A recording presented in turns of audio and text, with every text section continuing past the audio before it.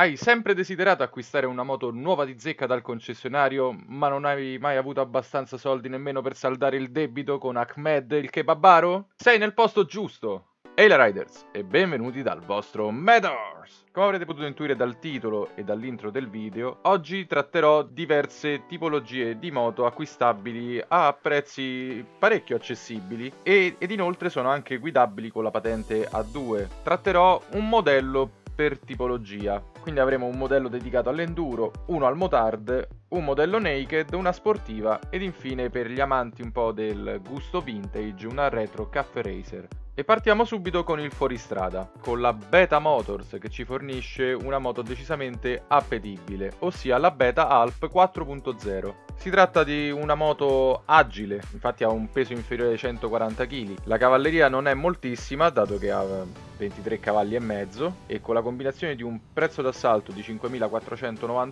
euro la rende estremamente interessante per chi si avvicina al mondo delle due ruote. Ci tengo a precisare che ovviamente non si tratta di una moto specialistica, quindi fuoristrada sì, ma entro certi limiti, anche perché la potenza è estremamente ridotta. In compenso però ha un motore affidabile che non molla niente e con gomme non troppo tassellate se la cava bene anche su asfalto. Non allontanandoci troppo dalle forme, diciamo, enduristiche, passiamo alla categoria delle motard. E qui inserisco una moto che non vi nascondo potrete forse in futuro trovare qua sul canale, dato che mi interessa particolarmente. E la moto in questione è proveniente dalla Rediviva SVM e si tratta della SM500R, una motard puro sangue, stretta, leggera, affilata nelle linee, agilissima e molto performante. È una moto molto spartana che bada alla sostanza nuda e cruda. Si tratta di una moto estremamente leggera, con un peso secco di 120,5 kg, veramente al pari quasi di un 125.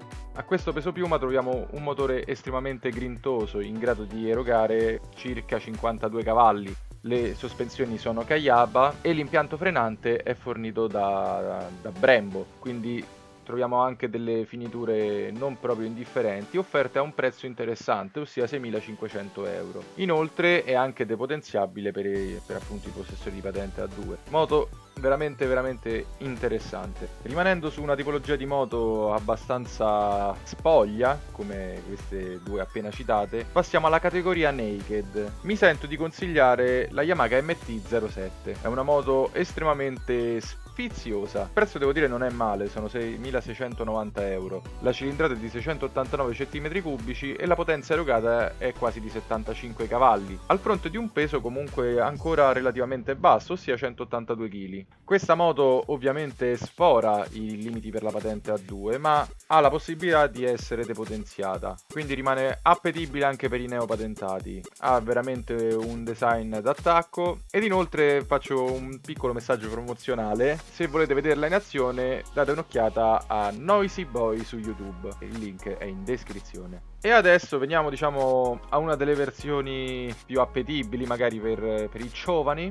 ossia una bella super sportiva, o in questo caso è meglio definire esclusivamente sportiva, non proprio super. Ed il modello è la Honda CBR 500R, sorella quasi gemella della CB500F, la Naked di Honda. Anche questo è un altro modello appetibile per quanto riguarda il rapporto qualità-prezzo, e la Honda CB500X, che anche questa viene offerta a un bel prezzo ed è una crossover. Ma senza svagarci troppo, concentriamoci su questa sportiva adatta a tutti da parte di casa Honda. Infatti la potenza è di 48 cavalli, limite di legge per essere sfruttata con la patente A2, e il prezzo anche qui è estremamente invitante e si tratta di 6.650 euro. Al prezzo al quale viene offerta e per il tipo di pubblico a cui si rivolge, quindi chi si rivolge per la prima volta al mondo delle due ruote o anche a chi comunque vuole provare la gioia di avere una moto abbastanza sportiva ma senza stressarsi troppo con troppa cavalleria, o comunque che ne fa un utilizzo un po' più cittadino, un po' più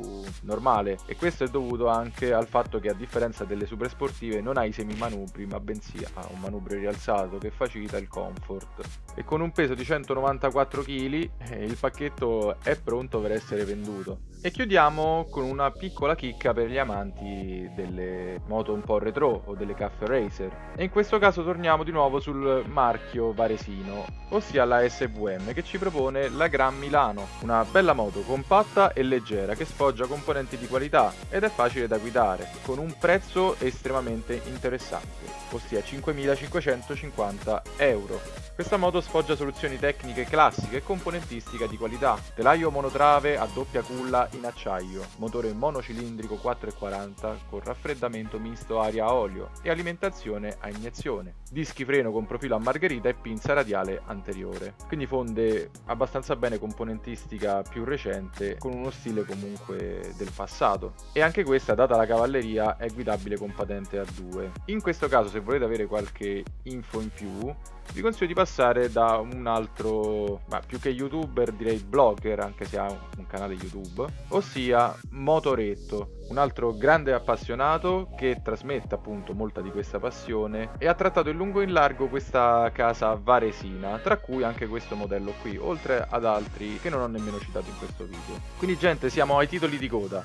Come potete ben notare, non ho inserito nessun 125 in questa classifica, dato che appunto volevo trattare delle moto un po' più grosse dei 125, anche perché veramente se ci andiamo a concentrare qualche 125 proprio ce lo tirano appresso praticamente a livello di prezzo, e quindi ho preferito evitare. Però se volete un video a riguardo anche di questa categoria io sono ben felice di farlo. Ricordatevi ovviamente di commentare, chiedetemi qualsiasi info in più sui modelli che ho citato, fatemi sapere se siete possessori di questi modelli e come vi ci trovate. Ricordatevi inoltre anche di seguirmi sugli altri miei social, quindi Instagram e Facebook, ed inoltre condividete il video per aiutare appunto il canale a crescere. Se non l'avete ancora fatto, ricordatevi di iscrivervi per rimanere aggiornati sui miei futuri caricamenti, e per il resto ci vediamo in un prossimo video. Un lampeggio dal vostro Matters!